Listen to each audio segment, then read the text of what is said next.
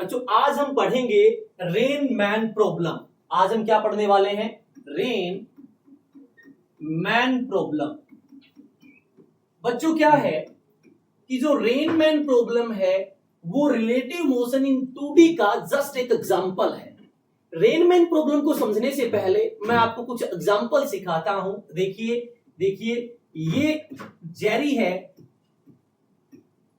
और ये दौड़ रही है इस साइड 10 मीटर पर सेकंड से, और सामने एक दीवार है जो है रेस्ट में।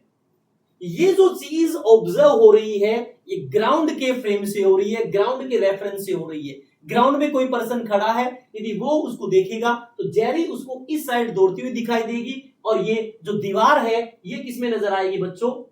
रेस्ट में।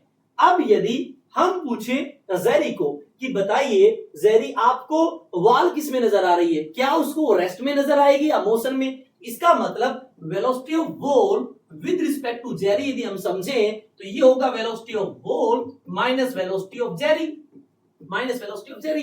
तो वेलोसिटी ऑफ बॉल तो रेस्ट में है और जेरी की स्पीड कितनी है? 10। यानी कि जो जेरी को नजर आएगा वो उसको बॉल उसकी तरफ आती हुई दिखाई देगी, किससे?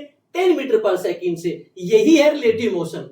क्यों? क्योंकि इस टाइम जो जेरी है वो ऑब्जर्वर है और ऑब्जर्वर अपने आप को रेस्ट में मानता है, और जैसे ऑब्जर्वर अपने आप को रेस्ट में मानेगा वो अपनी वेलोसिटी, एक्सेलरेशन, जो चीजें उसके पास है वो उस बॉडी को दे देगा अपोजिट डायरेक्शन में 180 एंगल के ऊपर। कौन सी डायरेक्शन में? अपोजिट डायरेक्शन में, जिसको वो देख रहा है। जैसे जेरी देख रही थी इस दीवार को, तो जेरी ने अपने आप को मान लिया रेस्ट में और अपनी वेलोसिटी दे दी वॉल को कौन सी डायरेक्शन में? अपोजिट डायरेक्शन में। इसी को बोलते हैं रिलेटिव मोशन। मैं एक एग्जांपल और देकर आपको चीजें समझाता हूं, देखना ध्यान से। मान लेते हैं यहां पे है जेरी, वो इस साइड दौड़ रही है किससे? 10 मीटर पर सेकंड से, और ठीक उसी टाइम यहां पर है टॉम। यहां पे कौन है? टॉम। और ये कौन है? जेरी। और जैसे ही टॉम को दिखी जेरी, टॉम उसकी तरफ दौड़ने लगा किससे? 10 मीटर पर सेकंड से। यदि आप जेरी से पूछो कि बताइए टॉम किस साइड चल रहा है, टॉम की डायरेक्शन बताइए, टॉम आपको कहां चलता हुआ दिखाई दे रहा है, तो इसका मतलब हम जानना चाह रहे हैं velocity of Tom with respect to Jerry. तो क्या करना पड़ेगा? Velocity of Tom minus velocity of Jerry, ये आपको करना पड़ेगा। इसका मतलब क्या है? ये टॉम की वेलोसिटी थी और जेरी की वेलोसिटी आगे की तरफ थी, तो आप जेरी की वेलोसिटी कौन सी डायरेक्शन में दोगे? अपोजिट डायरेक्शन में। तो ये क्या आ जाएगी? Velocity of Jerry. इसका मतलब velocity of Tom with respect to Jerry का यदि मैग्नीट्यूड लोगे तो बच्चों ये क्या आएगा? vt का स्क्वायर प्लस vj का स्क्वायर। ये velocity of Tom with respect to Jerry की स्पीड का मैग्नीट्यूड है और ये आपने उसको रिप्रेजेंट कर दिया। इसका मतलब जो टॉम है वो जेरी को ये अपने आप को रेस्ट में मान लेगी और अपनी स्पीड इसको कौन सी डायरेक्शन में दे देगी? अपोजिट डायरेक्शन में। तो टॉम जेरी को इस डायरेक्शन में दौड़ता हुआ नजर आएगा। आई होप आपको ये चीज समझ आ गई होगी। अब हम समझेंगे रेन मैन प्रॉब्लम को। अब हम समझने वाले बच्चों रेन मैन प्रॉब्लम को। तो सबसे पहले कुछ केसेस है मैं आपको बता दूं, और ये जो केस बनाऊंगा वो ग्राउंड के फ्रेम से लिखूंगा कि यहां पर टॉम है किसमें? रेस्ट में, और रेन वर्टिकल डाउनवर्ड गिर रही है। ये वेलोसिटी ऑफ रेन है और टॉम किसमें है? रेस्ट में। ये किसके रेफरेंस से है? किसके? ग्राउंड के रेफरेंस से है, मतलब ग्राउंड के फ्रेम में है। एक में टॉम किसमें है? रेस्ट में है। टॉम रेस्ट में है और उसको रेन इस साइड आती हुई दिखाई दे रही है, इस साइड आती हुई गिरती हुई दिखाई दे रही है। ये भी हो सकता है। थर्ड केस क्या है? ये आपका बी केस है। इसमें ये टॉम इस साइड दौड़ रहा है, ये वेलोसिटी ऑफ टॉम है, और इसको इस केस के अंदर भी क्या है? वर्टिकल डाउनवर्ड गिर रहा है, ये आपकी वेलोसिटी ऑफ रेन है।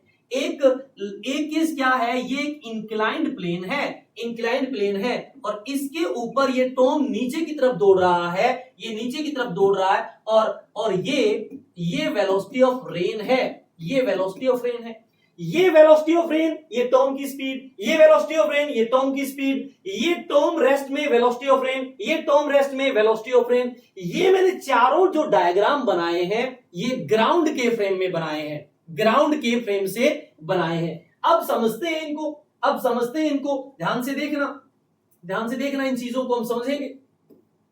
मैंने क्या कहा, पहला केस मैंने लिया कि ये टॉम ये इस साइड दौड़ रहा है, ये वेलोसिटी ऑफ टॉम है और रेन नीचे की तरफ गिर रही है, रेन नीचे की तरफ गिर रही है।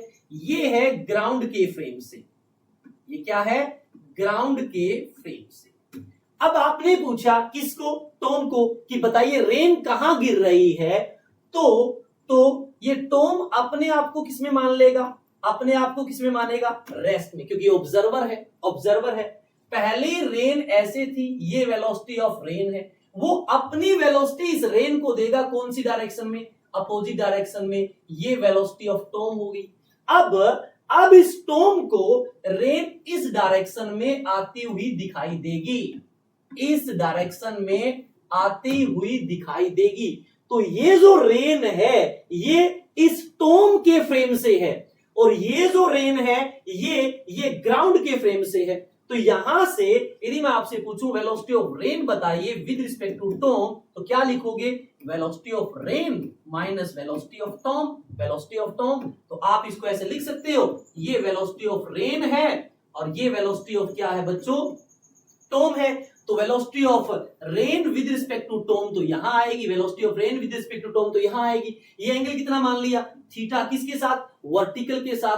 तो इस केस में, इस केस के अंदर यदि इस टॉम को बारिश से बचना है, बारिश से बचना है तो उसे अपना छाता इसी डायरेक्शन में ही लगाना पड़ेगा। मतलब एम्ब्रेला किस डायरेक्शन के अंदर खोलें कि टॉम बारिश से बच सके, तो टॉम को क्या करना पड़ेगा, वेलोसिटी ऑफ जो रेन है उसके रिस्पेक्ट में, कि टॉम को रेन किस डायरेक्शन से आती हुई दिखाई दे रही है उसी के अपोजिट, यानी कि सामने से भी आ रही है तो इसी डायरेक्शन में क्या खोलेगा, वो अम्ब्रेला खोलेगा ताकि वो बारिश से बच जाए। अब आपसे पूछा जाए कि भाई ये velocity of rain with respect to Tom है, तो यहां पे क्या खोलना पड़ेगा, उसे अम्ब्रेला खोलना पड़ेगा। अब सवाल पूछा जा सकता है कि अम्ब्रेला बताइए वर्टिकल के साथ किस एंगल पे खोले, तो यहां से आसानी से बता सकते हो tan theta is equal to, ये वेलोसिटी ऑफ टॉम है तो ये भी वेलोसिटी ऑफ टॉम है, तो इस ट्रायंगल में वेलोसिटी ऑफ टॉम डिवाइड में वेलोसिटी ऑफ रेन। तो यहां से थीटा क्या आ जाएगा, tan inverse velocity of Tom divide में वेलोसिटी ऑफ रेन। यदि कोई सवाल ऐसा है कि टॉम की वेलोसिटी यानी कि स्पीड बढ़ रही है तो थीटा क्या होगा, तो भैया यदि आपका vt बढ़ रहा है तो tan थीटा बढ़ रहा है, इसका मतलब थीटा क्या है, इंक्रीजिंग है। थीटा क्या है बच्चों, इंक्रीजिंग है। मतलब जब भी रेनमैन प्रॉब्लम में अम्ब्रेला का सवाल आए कि अम्ब्रेला किस डायरेक्शन में खोला जाए, तो उस टाइम मैन के रिस्पेक्ट में हमें क्या करना पड़ेगा, रेन की वेलोसिटी निकालनी पड़ेगी और जो रेन की वेलोसिटी है विद रिस्पेक्ट टू मैन उसी के डायरेक्शन में क्या खुलता है, अम्ब्रेला खुलता है ताकि वो बारिश से बच सके। अब हम कुछ सवाल सोल्व करते हैं। ये रहा सवाल देखिए, A man standing on a road has to hold his umbrella at 30 degree with away. A man standing on road, आदमी रोड पे खड़ा है, यानी कि ये रेस्ट में है, has to hold his umbrella at 30 degree. He threw the umbrella and start running at 10 km per hour. ये इसने क्या पाया कि 10 डिग्री के ऊपर, 30 डिग्री के ऊपर इसको क्या स्ट्राइक कर रही है, ये वेलोसिटी ऑफ रेन है, वेलोसिटी ऑफ रेन है। कितने एंगल पे दिया है, 30 डिग्री। इसमें चीज मिसिंग है कि किसके साथ, हॉरिजॉन्टल के साथ या वर्टिकल के साथ, तो मैंने वर्टिकल के साथ इसको 30 डिग्री अज्यूम कर लिया। ये रेस्ट में, ये वेलोसिटी ऑफ रेन है एट एंगल कितना, 30 डिग्री। तो यानी कि ये कंपोनेंट कितना आ जाएगा, ये आ जाएगा वी आर sin 30 और ये कितना आ जाएगा, V R cos 30, V R cos 30। ये रेन की वेलोसिटी है, ये रेन की वेलोसिटी है ग्राउंड के फ्रेम से। क्यों? क्योंकि ये भी रेस्ट में है और इसको a man standing on road has to hold his umbrella at 30 degree with away, he through the umbrella and start running. अब क्या कहता है, अब क्या कहता है कि उसने अपना अम्ब्रेला फेंक दिया and start running at 10 kilometre per our. अब मान लेते हैं वो इस साइड दौड़ने लग गया, इस साइड दौड़ने लग गया, किससे? 10 किलोमीटर पर आवर से, 10 किलोमीटर पर आवर से। ही फाइंड हिज हेड वर्टिकली, ही फाइंड हिज हेड वर्टिकली, मतलब he find rain hit his head vertically, कि उस जो रेन है जब ये दौड़ने लगा तो रेन उसके सिर पे वर्टिकली क्या कर रही है? कोलाइड कर रही है। इसका मतलब क्या हुआ? पहले ये क्या था? वी आर साइन 30 और ये क्या था? वी आर कोस 30। कब?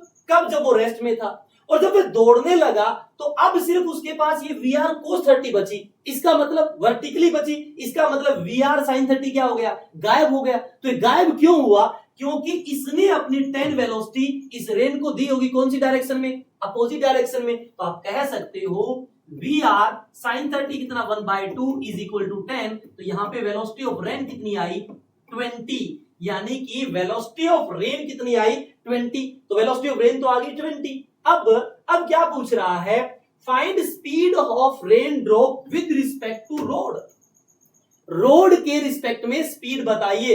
तो रोड के रिस्पेक्ट में तो आप स्पीड बता ही सकते हो। रोड के रिस्पेक्ट में स्पीड कितनी आ जाएगी आपकी? 20 आ गई है।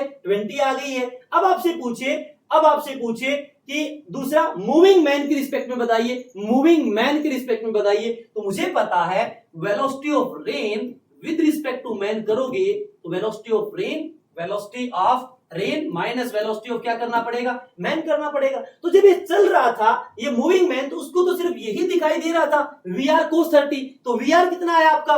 20 और कोस 30 कितना होता है? √3/2। तो ये कितना आया? 10√3 मीटर पर सेकंड। यानी कि 10√3 मीटर पर सेकंड तो है मूविंग मैन के रिस्पेक्ट में और 20 मीटर पर सेकंड किसके रिस्पेक्ट में है? ग्राउंड के फ्रेम से, यानी कि रोड के फ्रेम से। आई होप आपको ये चीज समझ आ गई होगी। अगला सवाल देखते हैं बच्चों क्या कहता है। अगला सवाल ये रहा, a man walks in rain with a velocity 5 kilometre per hour. Rain के अंदर आदमी चल रहा है इस साइड, किससे?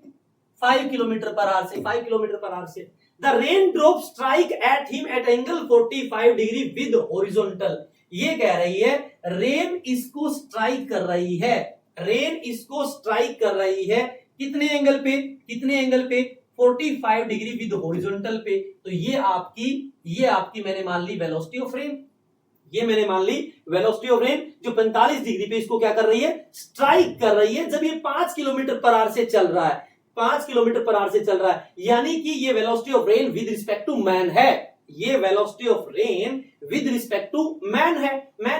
45 degree with horizontal. Velocity of rain if it is falling vertically downward, the rain drop strike at him at angle 45 with horizontal. Velocity of rain if it is falling vertically downward, ये कह रहा है velocity of rain बताइए if is falling vertical downward. यदि vertical downward गिरे तो velocity of rain क्या होगी? बच्चों एक बात सुनिए, ये वी आर है तो ये कितना हुआ?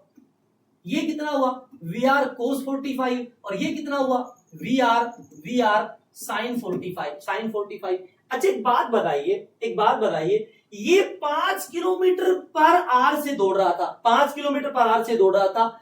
उस केस में ये 45 डिग्री पे आ रही है। इसका मतलब क्या हुआ? यदि रेस्ट में होता, यदि क्या होता ये रेस्ट में, तो ये वी आर साइन 45 से गिरता, ये वर्टिकल कंपोनेंट बचता। क्यों? क्योंकि जब ये दौड़ा है तभी तो इसको ये हॉरिजॉन्टल कंपोनेंट मिला है। क्यों? क्योंकि जब रेन या आदमी दौड़ेगा तो वो अपनी वेलोसिटी रेन को देगा कौन सी डायरेक्शन में? अपोजिट डायरेक्शन में। तो इसकी कितनी थी? 5। तो इसी ने रेन को इस आदमी ने तो दिया था। इसका मतलब वी आर कोस 45 आपका 5 है, क्योंकि ये कंपोनेंट आदमी से ही मिला इसको। इसका मतलब वी आर कोस 45 कितना बच्चों? 1/√2 इज इक्वल टू कितना 5। तो VR कितना आया 5√2।